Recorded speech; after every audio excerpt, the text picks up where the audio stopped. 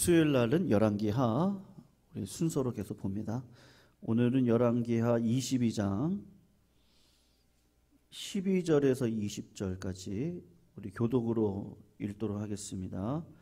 유다 왕 요시야에 대한 이야기 12절 열왕기하 22장 12절 제가 먼저 읽겠습니다.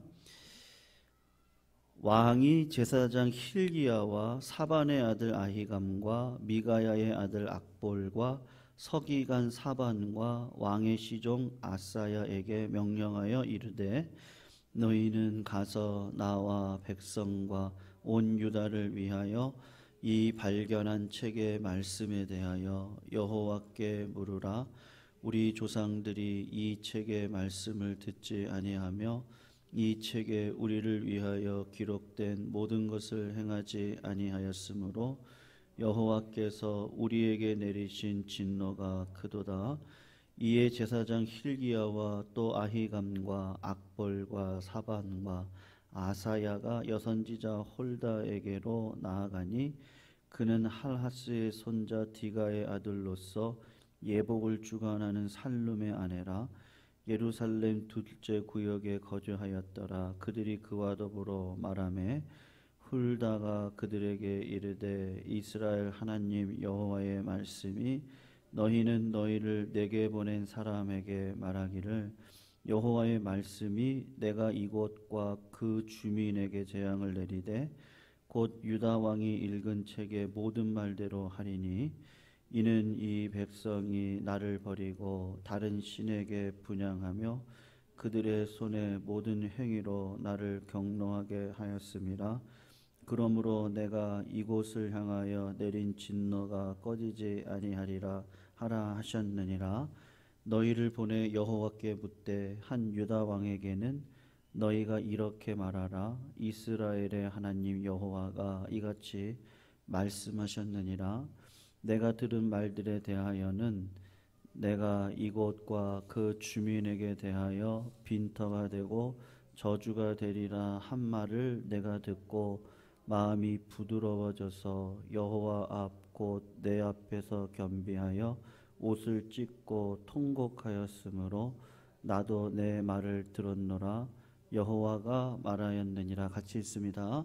그러므로 보라, 내가 너로 너의 조상들에게 돌아가서 평안히 묘실로 들어가게 하리니 내가 이곳에 내리는 모든 재앙을 내 눈이 보지 못하리라 하셨느니라 하니 사자들이 왕에게 보고하니라. 아멘. 성도님들, 우리가 이 땅을 살아가시다 보면 관계를 맺고 살아가는 우리들의 모습을 발견을 하게 됩니다. 하나님의 관계도 중요하고 여러분 그만큼 중요한 것이 사람하고 관계인데 사람의 관계를 해치는 가장 무서운 것이 무엇이냐 하면 상대방과 대화를 할 때 소통이 되지 않는 것입니다. 나는 정성을 다해서 그 사람에게 나의 감정과 의도를 가지고 말을 했는데 상대방이 나의 그런 말을 무시하고 어떤 방식이냐 하면 자기가 원하는 대로 나를 대우할 때 우리는 관계에 치명적인 손상을 당하게 됩니다. 그래서 그 공감 소통 대화법이라는 것이 있는데요.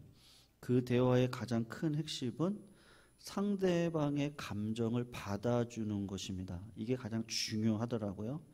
상대방의 말 속에 그분의 감정이 담겨져 있고 그래서 때로는 뭐 서운하다든지 아니면 화가 난다든지 억울하다라든지 짜증이 난다든지 그 사람의 감정을 이렇게 동감해 주시는 거죠. 그래서 화가 났군요 라든지 지금 뭐가 답답하신가 봐요. 그 사람의 마음을 만져줄 때 그때부터 대화가 되고 소통이 됩니다. 그러나 상대방의 감정을 무시하고 내 생각만 그 상대방에게 이해를 시키려고 하다 보면 심각한 이제 관계적인 손상이 오는 거죠. 하나님과의 관계도 마찬가지인데요. 우리와 하나님의 관계에서 가장 중요한 것은 우리의 뜻을 하나님 앞에 기도하는 것도 중요하지만 하나님의 마음의 소리를 듣는 것이 훨씬 더 중요합니다. 그래서 나를 향한 하나님의 마음이라든지 또 우리 가정을 향한 하나님의 마음, 교회를 향한 하나님의 마음이라든지 이 세상을 향한 하나님의 마음을 공감할 때 그때부터 하나님과 교통을 할 수 있는데, 그러니까 이제 내 마음이 하나님의 마음을 들어야지라고 하는 마음이 생기지 않는 이상 귀가 안 열립니다. 신약 성경을 보시면 주님이 뭐라고 이야기를 하시죠? 귀 있는 자는 들을지어다. 귀가 없는 분이 계세요? 다 귀가 있으시죠? 근데 한 귀로 듣고 한 귀로 흘려버리는 이 마음의 문제가 있거든요. 하나님의 말씀을 어떤 선입관이나 편견이나 내 생각을 가지고 듣다 보면 하나님의 그 진짜 마음에 귀를 기울이는 것이 참 어려워요. 그래서 신명기 6장을 보시면 우리나라 말로는 이스라엘아 들어라 이렇게 되어져 있는데 히브리 성경을 보면 쉐마 이스라엘 이렇게 나오거든요. 그러니까 쉐마가 뭐냐 하면 들어라 라는 뜻입니다. 그러니까 들으라고 하는 거죠. 우리 하나님 여호와는 유일하신 하나님이니 너는 마음을 다하고 뜻을 다하고 힘을 다하여서 내 하나님 여호와를 사랑하라. 그러니까 여러분, 사랑한다고 하는 마음이 들어가야 그때부터 하나님의 뜻을 분별할 수 있고 들리는 거 아니겠습니까? 어린 사무엘을 한번 생각해 보세요. 하나님이 사무엘아 사무엘아 불렀습니다. 그때 사무엘이 엘리 제사장에 쫓아가잖아요. 내가 여기 있나이다. 내가 여기 있나이다. 그렇게 3번을 불렀는데 여전히 사무엘이 하나님의 목소리인 줄 모르고 엘리 제사장을 따라갑니다. 그럴 때 엘리 제사장이 뭐라고 이야기를 하죠? 이렇게 이야기를 하죠. 핸드폰이 어디서? 저 바깥에서 울리는군요. 말씀하옵소서 주의 종이 듣겠나이다. 그렇게 이야기를 해라. 이렇게 이야기를 합니다. 그랬을 때 사무엘에게 또 사무엘아 사무엘아 하니까 그때는 말씀하옵소서 주의 종이 듣겠습니다 라고 했을 때 그때부터 사무엘과 교통하는 일이 시작이 되어집니다. 하나님은요 자신의 목소리를 들을 줄 아는 사람하고 교통을 하고 하나님의 뜻을 보여주시고 또 하나님의 소원을 갖고 살아가도록 하십니다. 그런데 하나님의 말씀을 듣지 못하면 어떻게 돼요? 하나님 앞에 쓰임 받는다는 것은 참 쉽지 않은 일이겠죠.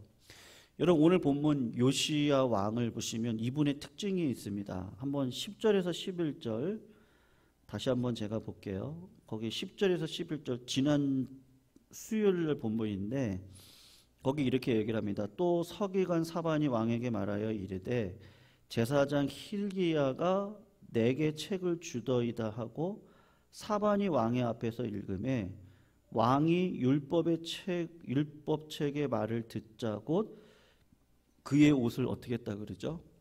찢었다, 회개했다 그렇게 마음을 보였습니다. 성경에 기록된 하나님의 말씀을 딱 들을 때 지금 하나님이 이 말씀을 나에게 하시는구나. 그 두렵고 떨리는 마음이 들어왔어요. 그리고 하나님의 말씀을 듣고 나서 신하 5명을 여선지자 훌다에게 보냅니다. 그래서 13절을 한번 보세요. 이렇게 이야기를 해요. 너희는 가서 나와 백성과 온 유다를 위하여 이 발견한 책의 말씀에 대하여 여호와께 물으라. 우리 조상들이 이 책의 말씀을 듣지 아니하며 이 책에 우리를 위하여 기록된 모든 것을 행하지 아니하였으므로 여호와께서 우리에게 내리신 진노가 크도다. 이렇게 이야기를 합니다. 그러니까 여러분, 이 요시야 왕의 태도가 지금 어떻습니까? 말씀의 의미가 무엇인지를 내가 잘 모르겠으니까 여선지자 훌다에게 가서 물어보라고 이야기를 한 겁니다. 하나님의 말씀을 딱 들었을 때 평소에 요시야가 하나님을 사랑했던 자였잖아요.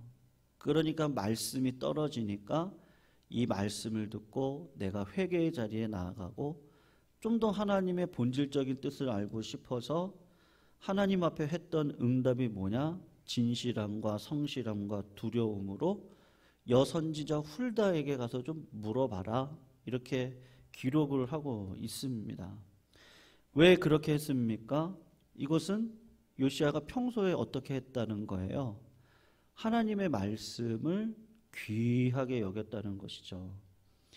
그것을 여선지자 훌다가 이 요시야의 마음에 대한 평가를 하고 있습니다. 우리 19절 말씀은 한번 읽어볼게요. 요시야가 어떤 마음을 가지고 하나님의 말씀을 받았나, 거기 특징이 두 가지가 드러나는데 19절 우리 같이 한번 읽어봅니다. 시작. 내가 이곳과 그 주민에게 대하여 빈터가 되고 저주가 되리라 한 말을 내가 듣고 마음이 어떻게 됐다고요? 부드러워져서 여호와 앞 곧 내 앞에 어떻게 해요? 겸비하여 옷을 찢고 통곡하였으므로 나도 네 말을 들었노라. 이렇게 지금 이야기하죠. 하나님이요, 내가 너의 말을 듣고 이제 소통할 거야, 그렇게 이야기를 하시는데 놀라운 말씀입니다. 그런데 요시야가 평소에 어떤 마음을 하나님 앞에 가지고 있었다는 거예요. 첫 번째 특징은 부드러운 마음을 가지고 있었다는 것이고, 두 번째 특징은 뭐예요? 겸손한 마음을 가지고 있었기 때문에 하나님의 음성을 들려주시면 그 음성을 듣는 대로, 또 하나님이 나의 음성도 듣고 하나님의 뜻 안에서 합력하여 선을 이뤄가도록 이끌어 가셨다는 거예요. 그러니까 여러분, 부드러운 마음이 어떤 마음이겠어요? 씨 뿌리는 비유를 보시면 되겠죠. 네 가지 밭이 있습니다. 하나는 길가밭에 뿌려진 마음입니다. 이 마음은요, 사람들의 발길로 굳어진 마음이에요. 그러니까 하나님의 말씀이 씨알도 먹히지 않습니다. 튕겨나갑니다. 부부싸움 할 때도 어때요? 서로 화가 나면 아무리 상대방이 논리적으로 합리적으로 말을 해도 씨알이 먹히지가 않습니다. 감정이 상해 있기 때문에 그런 거죠. 여러분, 우리가 이 땅을 살아가다 보면 신앙생활을 오래 하신 분 가운데, 특별히 PK 자녀들, 목회자 자녀들, 중직자 자녀들, 그 신앙생활을 하다가 길가와 같은 마음밭을 가지고 있는 것을 보게 됩니다. 왜 그렇습니까? 신앙생활을 하면서 때로는 믿는 사람이 제가 가끔 성도들 웃으라고 그런 얘기를 제가 가끔씩 드렸는데, 저희 어머니 권사님이신데 주일날 교회 갔다 오시면 설거지를 하면서 그냥 욕을 대발대발 하세요. 막 설거지를 하면서. 청년일 때 제가 참 권사님 왜 저러시나. 근데 나중에 이제 그런 얘기를 하시더라고요. 교회에서 이런 일 저런 일 많은 거죠. 그 많은 교회 일들을 입으로 실수하면 안 되니까. 그럼 내가 머리 끄댕이 잡고 싸우겠냐? 하나님의 사람으로 그렇게 할 수가 없는 거예요. 집에 와서 그 스트레스를 뭐로 풀어요? 설거지로 푸시더라고요. 이놈 어쩌고 저쩌고 하면서. 하나님이 하셨습니다. 기도하면 다 됩니다. 다 좋은 말이죠. 참 맞는 말이에요. 근데 신앙이 어릴 적에 그 말들은요, 나는 노력을 안 하고요, 마치 하나님이 하시니까 그냥 우리는 예배만 잘 드리고 기도만 하고, 그 세상 사람들보다도 오히려 성실하지 않은 그리스도인들의 모습이 많단 말이에요. 세상 사람들은 열심히 살아요. 하늘은 스스로 돕는 자를 돕는다고 열심히 땀도 흘리고 노력도 하고 수고도 해서 성공도 이뤄보고 부여도 한번 해보고 여러 가지 일들을 다 경험하거든요. 근데 믿는 자들이 하나님이 하셨어요, 하나님이 하실 거예요, 다 은혜죠. 근데 세상 사람들보다도 어때요? 더 합리적이지도 않고 이성적이지도 않고 오히려 더 무지몽매해요. 저도 청년회 때 그런 교회 모습을 보면서 아 진짜 하나님이 살아계신 거 맞아? 이게 길가밭 되기가 쉬운 거예요. 마음밭이요. 네. 사람의 어떤 그 말들에 계속 상처를 입고 내 마음이 굳어져요. 그러다 보면 못 믿죠. 그리고 하나님도 안 믿게 되는 일들이 벌어집니다. 그러니까 신앙생활을 오래 하셨는데 예수님께서 그러시잖아요. 야, 좀 세상 사람들 좀 어떻게 하나 좀 봐라.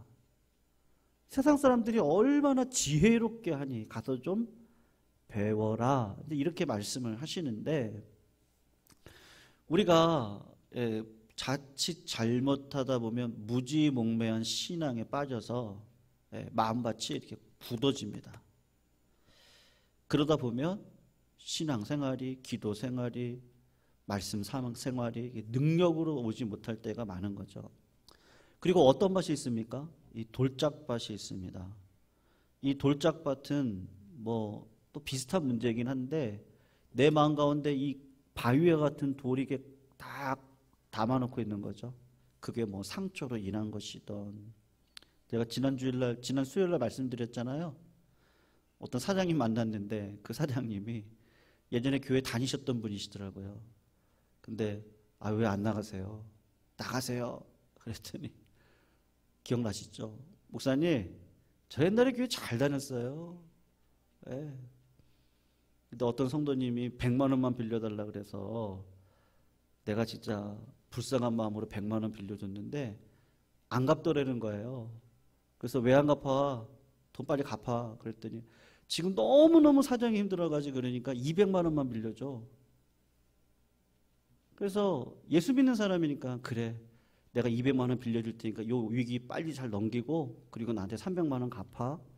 그렇게 하다가 5천만 원까지 빌려줬다는 거예요. 근데 그 사장님이 그러시더라고요. 안 갚대요? 안 갚대요. 아 예수 믿는 사람도 똑같대요? 목사님 제가 그래서 교회 안 나가요. 그 상처요. 이 상처가 이 큰 바위로 가슴 안에 확 들어와 있는 거예요. 그러니까 무슨 말을 해도 안 믿어요. 안 믿어요. 가시떨기는 어때요? 가시떨기는요 옥토밭하고 공통점이 있어요. 밭이 좋아요. 근데 뭐가 나빠요? 마음밭이 나빠요. 늘 원망하고 늘 불평하고 늘 염려하고 그 세상의 재리와 유혹에 늘 넘어가요.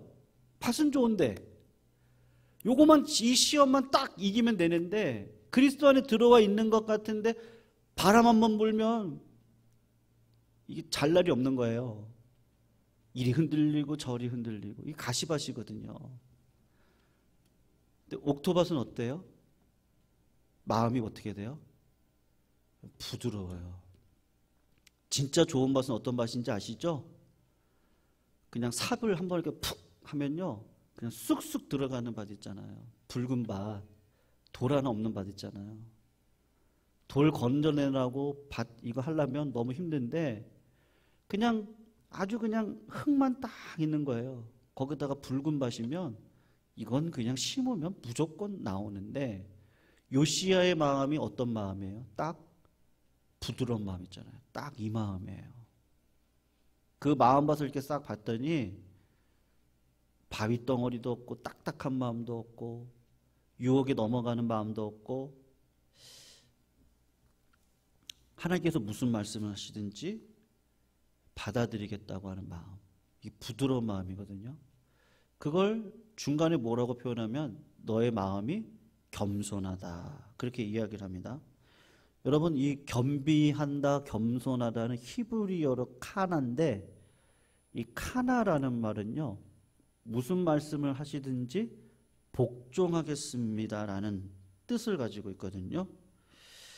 하나님의 말씀이 우리를 살리죠. 믿으세요? 믿으시죠? 네, 그러면 어떻게 해야 돼요? 복종하죠.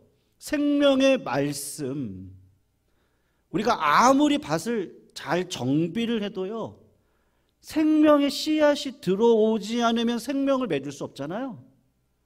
생명이 들어온단 말이죠. 그러니까 말씀이 생명으로 들어왔을 때 하나님은 사랑이십니다. 하나님은 선하십니다. 하나님은 인자하십니다. 하나님은 능력의 하나님이십니다. 하나님은 무엇이든지 하실 수 있습니다. 하나님이 나의 삶 가운데 들어와서 내 삶을 끌어가는, 예전엔 내 힘으로 살라 그랬어요. 예전에 내 계획으로 살라 그랬어요. 근데 신앙 안에 기름 부으심이 딱 있고 나면 여러분 뭐를 깨닫게 되는지 아십니까? 이거 하나님이 다 하시는 거구나. 나를 불러주셨구나. 그리고 이 사명 가운데 나를 동참케 하셨구나. 그걸 알더라고요. 그 다음부터는요, 전적으로 하나님이 하라는 대로 합니다. 아니, 처음에는 하나님이 하라는 대로 하지 않았다가도 내 인생 가운데 개입해 오셔서 생명의 말씀이 내 마음 가운데 들어오셔서 내 삶을 끌어가는 것을 보면서요, 아, 이거 하나님이 내 삶을 주관하고 계시는구나. 마음이 겸비해지고 부드러워져서 하나님의 뜻대로 살아가는 일에 내 삶을 바치게 되는 것이죠. 여러분, 에스겔서 18장 23절을 보면 이런 말씀이 있는데, 하나님의 본심이거든요. 내가 어찌 악인이 죽는 것을 조금인들 기뻐하랴.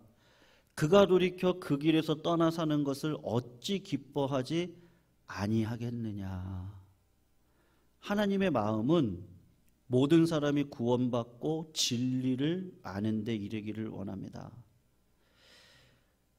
그래서 하나님은 우리에게 자꾸 어떻게 하라고 하시죠? 구하래요. 내 입을 넓게 열래요. 두드리래요. 전심으로 찾으래요. 그럼 하나님이 크고 놀랍고 비밀한 일을 보여주실 거고, 하나님께서 무엇이든지 원하는 대로 주시겠다 말씀을 하시죠. 근데 문제는 뭐예요? 내 마음이요, 경청을 하려고 하지를 않는 겁니다. 모든 관계는 이 경청에서부터 시작됩니다. 내 생각대로 내 상처를 가지고 내 기준을 가지고 경청을 하는 것이 아니라 상대방의 입장에서 상대방의 감정을 공감해주고 이해해주고 받아주고 그 사람의 의도에 잘 응답을 하면 모든 인간관계가 풀리는 것처럼, 요시야 왕이 하나님의 말씀 앞에서 옷을 찢고 하나님의 뜻을 경청하고 겸비한 마음으로 들어가서 살아가다 보니까 하나님이 딱 뭐라고 얘기하시냐면, 내가 너의 기도를 내가 들었다. 그리고 은혜를 주시는데 어떤 은혜를 주시죠? 한번 20절 한번 보세요. 같이 한번 읽어볼게요. 20절 읽겠습니다. 시작. 그러므로 보라, 내가 너로 너희 조상들에게 돌아가서 평안히 묘실로 들어가게 하리니 내가 이곳에 내리는 모든 재앙을 내 눈이 보지 못하리라 하셨느니라 하니 사자들이 왕에게 보고하니라. 아멘. 여러분, 요시야는 하나님께서 내리는 모든 재앙을 두 눈으로 보지 못하고 죽을 수 있는 은혜를 주셨습니다. 예전에 제가 그 이전 교회 늘푸른 대학이라고요, 어르신들 제가 한 5년째 섬기면서 신앙생활 저도 같이 했는데, 제가 이렇게 어르신들한테 이런 질문을 드린 적이 있어요. 오래 살고 싶으세요? 아니면 하나님의 뜻대로 살고 싶으세요? 성도님들 110세까지 사세요? 그러면 권사님들이 그러세요. 아, 싫다고. 싫대요. 그래서 왜 싫어요? 그러면 여기도 아프고 여기도 아프고, 여기도 아프고 여기도 아픈데 이 아픈 몸으로 110세까지 살면 뭐가 좋냐고.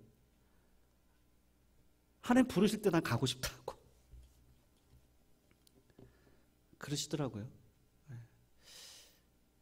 어떻게 보면 믿음의 고백이겠죠. 저희 우리 교회 여기 본당 비밀번호를 9988로 한번 바꿔볼까? 99세까지 팔팔하게 사세요. 성도님들 그냥 들어오시면서 9988, 9988. 들어오실 때 그냥 9988. 기도할 때도 9988. 그것도 은혜겠죠. 그것도 은혜인데, 예전에 캄보디아로 몇 년간 준비하셨던 선교사님이 계시거든요. 이 말씀만 하고 말씀 마치겠습니다. 그 선교사님이 몇 년간 준비하셨습니다. 가족들까지 전부 다요. 선교사역 하시겠다고. 그리고 캄보디아 가셔서 그 조그만 소형 비행기 아시죠? 프로펠러 양쪽에 달려있는 거. 그거 타고 어느 지역으로 이동하다가 그 비행기가 추락해서 온 가족이 다 돌아가셨어요. 네. 우린 무슨 뜻인지 모르겠어요. 우리는 그 교회가 물질을 들여서 그 선교사님을 교육시키고 세워가고 우리 대한예수교 합동측 GMS에서 또 훈련받고 그리고 지역이 정해지고 그리고 자녀들과 함께 아내를 데리고 선교지를 향해 가는데 죽었단 말이죠. 무슨 뜻인지 모르겠어요. 근데 여러분 이거는 놓치지 마시자고요. 하나님은 항상 오르십니다. 믿으시죠? 아멘 안 하시네요. 하나님은 항상 오르세요. 우린 몰라요. 요시아가 39에 죽어요. 39년을 통치하니까 40 초반에 죽거든요. 8세의 왕이 돼서요. 그러면 일찍 죽은 거예요. 근데 하나님의 뜻은 뭐예요? 네 눈으로 요 재앙 보지 못하고 죽는 게 하나님의 뜻이고 복이야. 하나님의 뜻을 우리는 잘 몰라요. 그런데 뭐는 알 수 있어요? 하나님은 항상 선하세요. 믿으시죠? 인자하세요. 믿으시죠? 예, 믿으시기를 축원합니다. 다만 하나님께서 우리와 뭐 하기 원하세요? 마음문을 열어라. 마음문을 열고 경청하면 하나님이 우리에게 사명, 소명, 능력, 은사 다 주시죠. 그리고 하나님의 친구로 살아갈 수 있는 은혜를 저희들에게 주시지 않겠어요? 이 말이 가장 복된 말 아니겠어요? 내가 기도하다가 야, 너 기도하는 거 내가 다 알고 있어. 이것만큼 큰 위로가 어디 있어요? 하나님이 다 아시는구나. 이것만큼 큰 위로가 어디 있겠어요? 요시아가 야, 하나님이 나한테 내가 네 말을 다 들었다. 너 내가 이 시대에 내려줄 재앙 보지 않게 해줄게. 세상적으로 보면 좀 더 오래 살면 얼마나 좋겠어요. 근데 하나님의 은혜가 그 안에 딱 들어가 있는 거죠.